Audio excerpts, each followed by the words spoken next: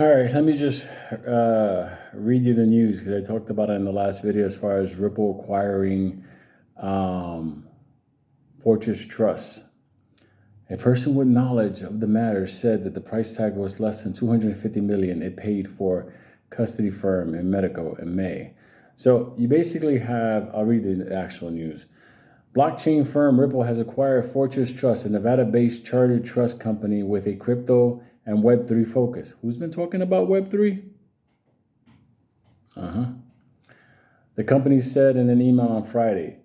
Financial terms for the acquisition were not disclosed. Ripple declined to disclose further details of the contract by CoinDesk, though a person with knowledge in the matter said that the price tag was yada, yada, yada. Look, let me just tell you something. Let me just say what the company is. Fortress Trust, which provides financial and regulatory structure for blockchain companies, was formed by Scott Purcell, who has a long history in the industry. He was the CEO of crypto custodian Prime Trust until 2020. Years after he left Prime Trust, the company was ordered into receivership after fellow custodian BitGo terminated, yada, whatever.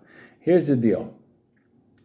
Now, Monica Long, she's the Ripple president. She says the acquisition bolsters the firm's aim on becoming a one-stop shop for enterprise looking to convert, store, and move value on the blockchain. People, let me just tell you something. There's going to be a day when the price of XRP just goes live. This company is acquiring all the little pieces to put together a monster corporation. And their one product that they make, okay, is based on this token. So when I say the one product, it's basically moving this token back and forth. It doesn't matter what it does. Moving currency, moving contracts, whatever it may be, coupons, whatever. That one token, that one product that it has, if you hold it, you hold it, and it's going to be worth more. It's just going to go live one day. People are going to see the reality of it. I'll make you laugh. When it switches on and all the ISO, everybody's getting ISO certified, they're getting the blockchain ready, it's just gonna go switch on. Make you laugh. When I was a kid, I was always in trouble, so my parents used to send me to Puerto Rico. And I was down there, I had a cousin, sweetheart of a guy. He was like this half a wannabe electrician.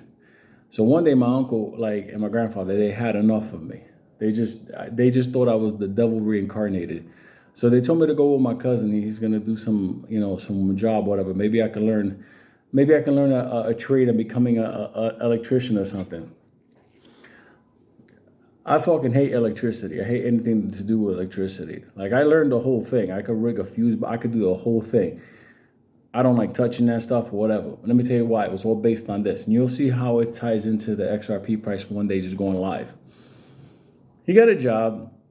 It was installing a large AC unit inside this home where the grandfather, I guess, father, I don't know who it was. They called him Poppy. So I guess he grandfather, father, depends on who. This old dude, he needed to have constant air conditioning on, whatever, he had a heart condition, stuff like that, whatever. So anyway, we get to the house. How you doing? How you doing? Okay, this is the AC unit, whatever. And he had to rig the line for a higher amp. It was like a 220, but everything in the house was 12 volt, 110 type stuff. So it was lower voltage. But this monster needed a higher voltage. So he was gonna have to run a heavy line into the fuse box or the new breaker to be able to run the whole thing. So when we're doing this whole thing, he's setting this whole thing up right there, putting the unit right in the wall, because it was half in, half out. It wasn't like the split that they have now. It's totally different. The lady that contracted my cousin, that was her, I think, grandfather or something. So she helped him over to the chair. She's like, Poppy, I'll be right back. Just get some rest. And he's like, oh, okay. So this old dude, he looked like a nice old dude. He just he's there, and then he walked over with his half a slippers, and he's there just chilling on his chair, rocking. And he has like a bottle of water in his hand. So he's drinking and stuff like that. And we're like, don't worry about it. So me and my cousin were busy, trying to, rig everything. And he tells me, before I run the fuse line and everything, I'm gonna get a direct line from the street, and I'm gonna make sure that this powers up before I do the rest of the work. So he goes to the street light that's outside, because Puerto Rico, you have like a panel on the box, on the street light. So he clamps it, and he runs the wire directly in. So now literally, he literally has 2 exposed wires, okay, giving 1,000 volts of wake your mother up, that type of stuff. So he has them there, and they're apart. They're like a Y. And he has them there on the floor. He's telling them, don't touch the line. So I'm like, I ain't gonna touch the line. So he's gonna basically, clamp them, whatever, and put them together. He's thinking that the line in the street is off.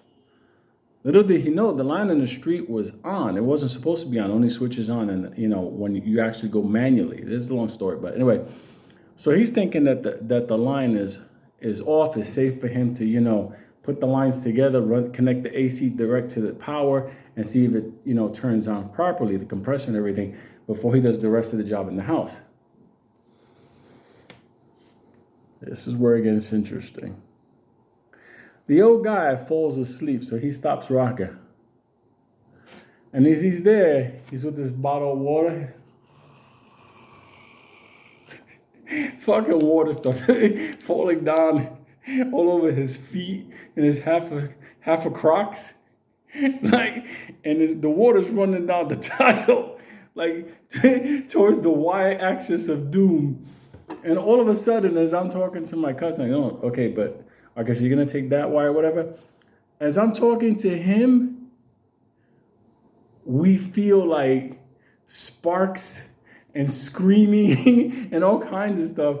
What happened was the water found its way to the line and did a direct current to Poppy's feet. It cooked them. It cooked them. It was just, he went live. He spoke to Jesus. He was text messaging the Grim Reaper like, dog, I'm ready. That's exactly how it's going to happen with XRP. When this thing goes live, when they switch that switch, that's it. There's no going back. This is not a stock.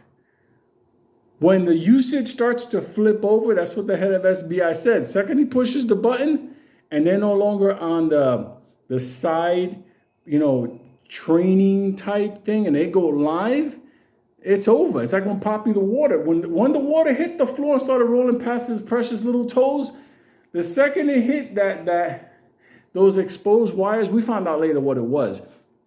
Up the block, they released some, they were working on some lines, so they ran the actual lines like 2-3 blocks up. So these lights weren't supposed to have power. In the Caribbean, they don't run power in those things because of flooding and stuff like that until obviously it's safe in the nighttime, whatever.